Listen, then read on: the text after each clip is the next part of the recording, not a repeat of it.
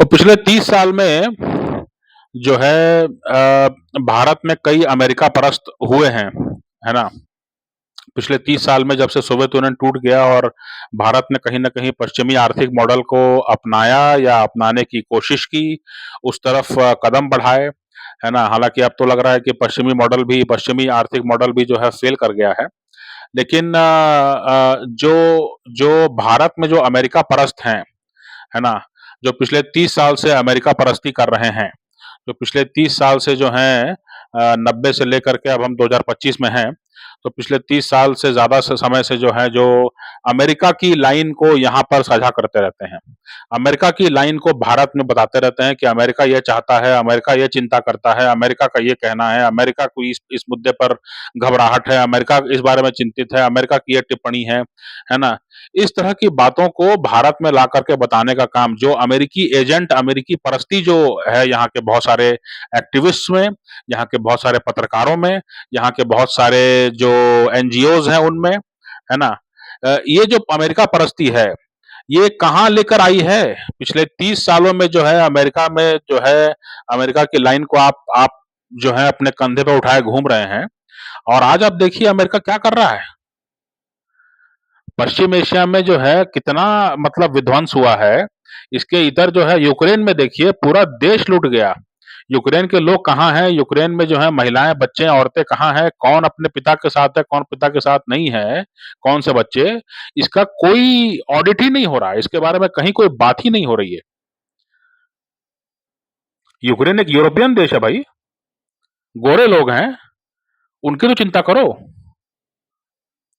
अब पिछले 30 साल में जो अमेरिका परस्ती के लिए मशहूर रहे हैं हमारे देशों में लोग जो जो जो मुख्य रूप से पत्रकार हैं, जो जो मुख्य रूप से जो एनजीओज़ चलाते हैं, जो एक्टिविस्ट हैं वहाँ की जो नैरेटिव है उसको आगे बढ़ाते रहते हैं, उनका उनकी स्थिति क्या है? आप जो हैं मतलब कहीं किसी ने कुछ बयान दे दिया उसको लेकर के आप अमेरिका से जो है बयान ले आते थे कि अमेरिका को बड़ी चिंता है कि आप इस तरह का बयान दे रहे हैं। है ना? अब पूरे का पूरी आबादी खत्म होती जा रही है, उसके बारे में जो है कहीं कोई चिंता नहीं हो रही। तो ये अमेरिका परस्ती लोग जो हैं, ये बुढ़ापे में आके मार खाएँगे क्या? ये बुढ़ापे में आकर के जो है मतलब इनकी स्थिति खराब हो रही है। अभी मैं कुछ दिन पहले देख रहा था, एक महिला पत्रकार जो हैं और उन वो महिला पत्रकार जो हैं, उनको विदेश मंत्रालय भी पूछता है ना? भारतीय विदेश मंत्रालय में बैठ कर के वो सवाल पूछती हैं। उनको मैं सुन रहा था।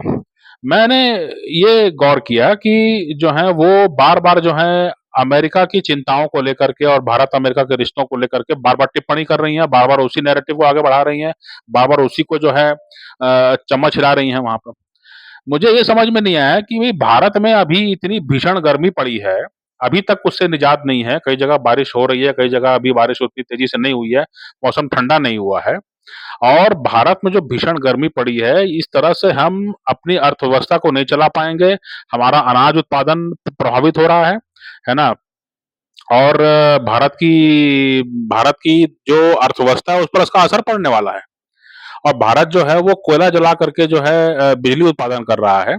तो बजाय ये पूछने के कि अमेरिका ने और बाकी पश्चिमी देशों ने जब पर्यावरण को जो है खराब कर दिया, नष्ट कर दिया, तो अब के जो विकासशील देश हैं या जो कम विकसित देश हैं, उनको जो है कैसे मदद पहुँचाओगे? कैसे उनको उन्नत टेक्नोलॉजी मुहैया कराओगे? कैसे जो है जॉब क्रिएशन होगा? कैसे जो है ये इस गर्मी से छुटकारा मिले? मौसम में क्या बदलाव करना होगा? कैसे जो है भारत में बड़े पैमाने पर सोलर पैनल बनने लगे? कैसे जो है भारत में जो है जो जो दिल्ली में कइयों बार जो है जो जो पावर की डिमांड है, उसकी उसका रिकॉर्ड टूटा है इस गर्मी में, है ना? तो कैसे जो है उसको हम स्थिर करें? कैसे जो है लोगों को हम ज़्यादा ज़्यादा हरियाली के बीच में रखें?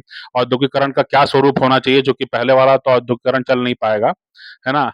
तो ये सारी चीज़ों पर बात करने के बजाय भारत की चिंताओं को, कम विकसित देशों की चिंताओं को, विकासशील देशों की चिंताओं को अमेरिका में या यूरोप में रखने के बजाय, उन्हीं की फालतू बकवास चिंताओं को जो है यहाँ पे साझा किए जा रहे हो।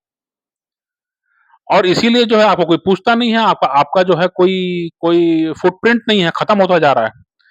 लोग उल्टा सवाल करने लगे हैं और इन अमेरिका परस्तों को मानना पड़ा है अब कि भाई हम पिछले 30 साल से इस देश के पीछे चल रहे हैं। इस देश की हर छोटी टिप्पणी को हमने तरजीह दिया, हर छोटी टिप्पणी को हमने हेडलाइन बना के छापा, लेकिन आज के दिन में जो है ये तो क्या कर रहा है ये?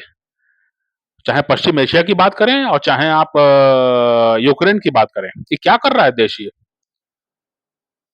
और अमेरिका में खुद जो राजनीति चल रही है, आप अपने जो आपका राजनीतिक प्रतिद्वंदी है, उसके खिलाफ आप केस चला रहे हो, उसको आप जेल में डालने की साजिश कर रहे हो और आप दूसरे के लोकतंत्र पर टिप्पणी करते रहते हो।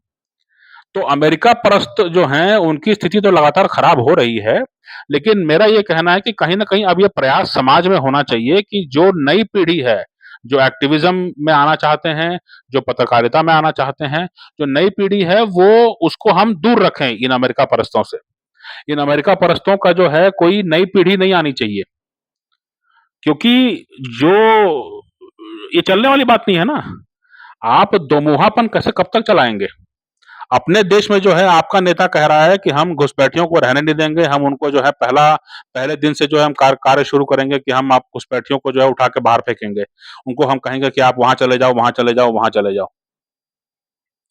और आप दूसरे दोषों को कह रहे हैं कि आप शरणार्थियों को स्वीकार क्यों नहीं करते हैं, आप उनको असीमित रूप में स्वीकार कीजिए और आपके मानवाधिकारों का आपको संरक्षण करना है और उसके बाद में फिर आप ही वो हैं जो कि हर जगह जो है युद्ध युद्ध जो है शुरू करते रहते हैं। तो दोनों बातें कैसे चल पाएँगी? तो जो नई पीढ़ी है, जो पत्रकारों की और एक्टिविस्ट की और एनजीओज़ चलाने वाले की, इनको हमको अमेरिका से दूर रखना है। इनको बताने की ज़रूरत है, इनके बारे में कुछ एक कोई क्रैश कोर्स कराने की ज़रूरत है, कोई वर्कशॉप कराने की ज़रूरत है कि भैया ये जो अमेरिका परस्तों की पूरी पीढ़ी एक हुई है पिछले 30 साल में, ये अपने दुर्गति को प्राप्त हुए हैं, आज इनकी कोई नहीं सुन रहा। इनकी कोई क्रेडिबिलिटी नहीं है, भारतीय समाज में और किसी भी समाज में। है ना? तो इसलिए इन लोगों से बच के रहो और इनकी नकल मत करो, है ना? आपको जो मुद्दे उठाने हैं वो अपने दम पे उठाओ, आपको जो मुद्दे उठाने हैं वो अपने अपने रिसर्च से उठाओ, अपने समूह बनाओ, अपने गठबंधन बनाओ, अपना एनजीओ बनाओ, अपना नेटवर्क बनाओ और उसके बाद में जो है मुद्दों पर शोध करके समाज के हित में क्या करना है, नहीं करना है, इस पर बात होनी चाहिए। ठीक है? अमेरिका परस्ती जो है वो अब जो है वो एक पीढ़ी बर्बाद हो चुकी है, वो क्रेडिबिलिटी खो चुकी है।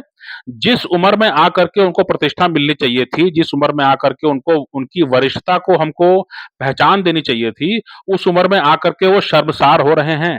उस उम्र में आकर के वो बेइज्जत हो रहे हैं कि जिस अमेरिका का लाइन आपने पिछले 30 साल से आप ढोते चले आ रहे हो, पूरा जीवन आपने निकाल दिया इस अमेरिका की लाइन को ढोते हुए, आज वो क्या कर रहा है अमेरिका पूरी दुनिया देख रही है सोशल मीडिया पर। पूरी दुनिया देख रही है सोशल मीडिया पे क्या कर रहा है वो। तो इसलिए जो नई पीढ़ी है पत्रकारों की और एक्टिविस्ट की और एनजीओज़ की और जो समाज चिंतक हैं, उनको ये सोचना है कि अमेरिका की लाइन हमको नहीं चलनी है। उसको हाथ नहीं लगाना है, उसकी तरफ देखना नहीं है। हमको अपना शोध करना है, हमको अपने दम पर जो है मुद्दे उठाने हैं, अपने अपने दम पर जो है किसी विषय को मुद्दा बनाना है, ठीक है? नई पीढ़ी कम से कम जो है वो अपना भविष्य खराब ना करे और वो ऐसा काम ना करे कि 40 की उम्र में या 50 की उम्र में आते-आते जो है आपको बेइज्जत होना पड़े, आपकी कोई बात ना सुने और आपके पिछले रिकॉर्ड पे कोई सवाल उठाए।